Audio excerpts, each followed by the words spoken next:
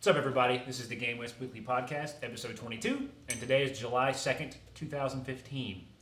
If this is the first time tuning in, you'll notice there are three people here. Hey. Michael, Andrew, Eli, and if you've never been with us, where have you been for the last 21 episodes? All my life. Well, what we do here, and all my life, I miss you greatly. Yeah. And if you've never seen this before, we talk about news that's pertinent to games and gaming video content creators and streamers.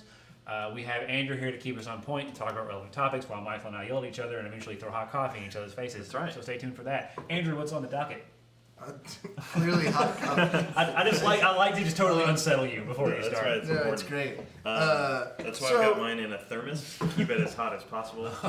You got that time to unscrew it though. That's See, right. me, it's just straight throw. That's true. It's straight off. That's true. You got the element of surprise. See, this you can just pull straight off there. But anyway. You don't get to throw coffee, Andrew. I do get to throw coffee because I'm terrible at keeping us on point.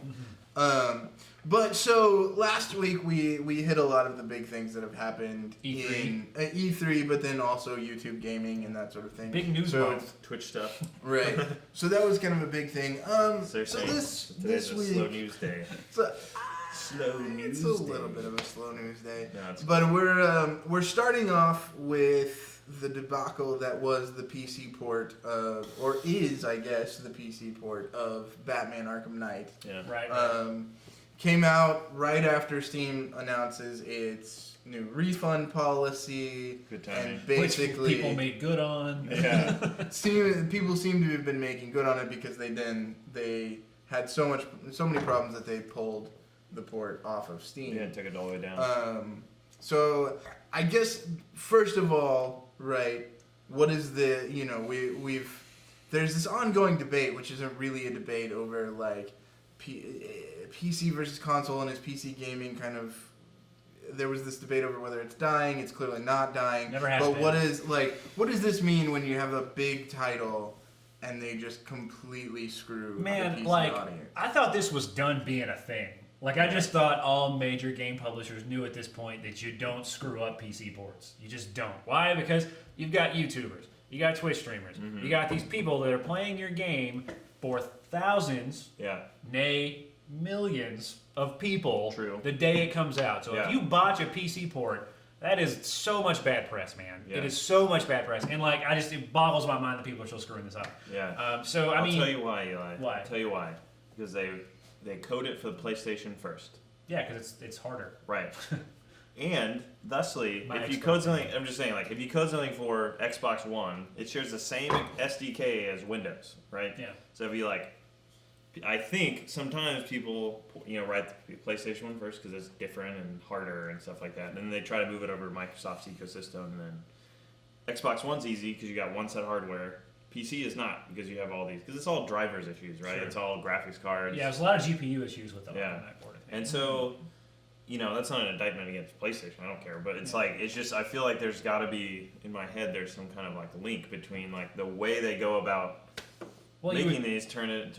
You would think established studios would have frameworks in place to like minimize the amount of system-specific code. Yeah, you'd think. Yeah, I had a conversation with the developer of Madden a while back. Oh, One yeah? of the guys that developed some of the Madden titles in like the early to mid 2000s. And I was like, so yeah, how much, like, you guys throw Madden on everything. Yeah. Like, and it's been coming out for years. So how do you do this? He's like, oh man, it's super easy. He said, when we develop across all of our platforms, there's probably 3% system-specific code, 97% totally cross-platform. Yeah. It's like, when you're mad and you're doing this every year, you have the tools to get that in place. I mean, that's got to be where you're heading. Right. Even if you're a studio that ports, right? Like, you got to think about that. So, I even think other studios are doing things even like on a more massive scale. You look at something like, I don't know, like Destiny or Assassin's Creed 4, where it came out basically on the same day on PS3, Xbox 360, Xbox One, PlayStation 4, no PC, but still, come on, Bungie. I don't know. They're How do you able mess to this just up? just compile for PlayStation 4. Like if you're really doing the right thing, Yeah. And I mean, there's different concerns. Like there was something that happened the other week where Bungie added more vault space to vaults. Talking in jargon, but they added more space where you could store objects, right? And so they had to do it differently for the 360 and PlayStation 3 because there's not as much system memory, blah blah blah. But they still did it, right? You know, it's like easy to do because they had that together. It's weird to me that Warner Brothers, this is their 4th game publishing in the Arkham series. Yeah. You know, the 3rd one for Rocksteady, but still, a 3rd Rocksteady game. Every other game's been great. Right. Did they come out on the same day? I don't know. I know I think the PC port came later. and they contracted the port out. Oh, I'm not did they sure when really? the port released, but they contracted it out to some other studio who I think did Arkham City. Really? Maybe they've done Rocksteady games before. Mhm. Yeah, but I don't like. Did they jump engines or something? I don't know, man. Yeah. Maybe it doesn't matter. The Is, long and short is, this game came out. Yeah. The streaming community and the YouTubing community, I would argue, are predominantly playing it on PC. Yeah. Just because the barrier to entry for streaming that kind of stuff is shorter. You don't need. Do you think they gave an advantage to the console players as far as like getting ad revenue and getting more viewers? Oh, like if maybe. I mean, I don't know. They're if that the was, only ones playing. Yeah, if that was anybody's intent, I don't know. I don't know how that looks, but I do know. On day one, if you have a large PC streamer who's playing your game and it's just borking left and right, they're going to be frustrated. Yeah. 2, going to let thousands of people know, and 3, they're going to stop playing your game. Yeah. That's just going to undo all the PR you tried to do before. That's true. Because because that's even worse than like a bad review coming out. Exactly. Right. Thousands of people simultaneously see your game crash and burn. Yeah. That's horrifying. Probably before any of them have bought it, because of course they're showing up to figure out, is this fun enough for me to drop $60 on? Yeah.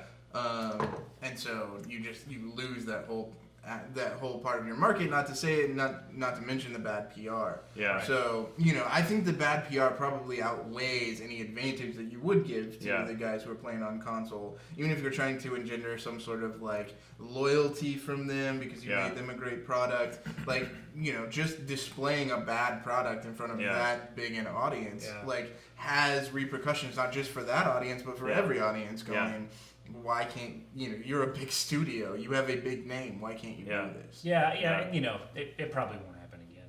I mean, I feel a lot sorrier for the company that did the port than Rocksteady. Yeah. Because they're in some hot water. Yeah. But whatever, they'll get it right and people will stop being angry in a while and we'll move on. Yeah. They'll put it back on Steam. Sure. Do we still talk about Assassin's Creed Unity? No. No.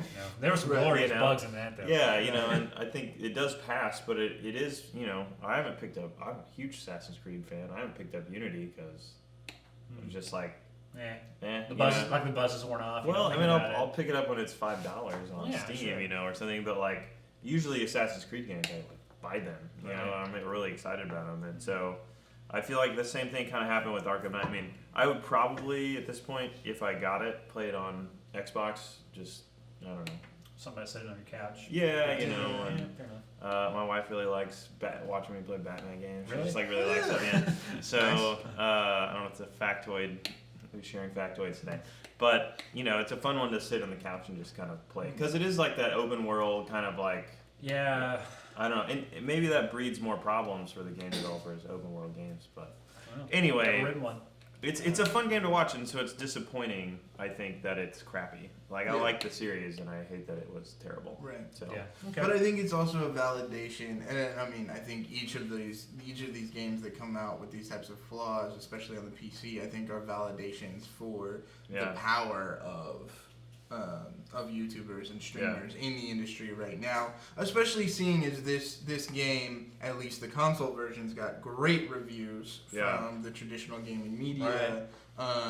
And then everything went to crap. I think that's the more I think that's the more important discussion is being able to see this over and over again, the impact streamers and YouTubers can have on the overall psyche surrounding your game, right? Like it's these people have a bad time, and it's no longer just me in my basement having a bad time. It's thousands of people seeing that. That's a big deal, and so I think you're just going to see leverage increase more and more from this community, and it's going to affect how games are released. I mean, it already has. You see games like Five Nights at Freddy's that were built for streaming and YouTubing. That's what they were for.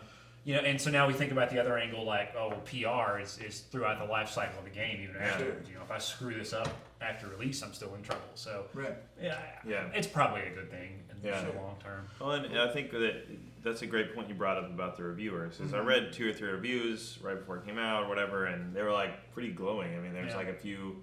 Yeah, I think one of the things that like the most negative point in it was like, it's weird that Batman has a tank. because that feels like not a Batman thing, right? You know, and you're like, okay, that's the most negative review you have. Like, can live that's, with it it. seems like it'll be fun. And like, oh, I'll drive a tank around, you know.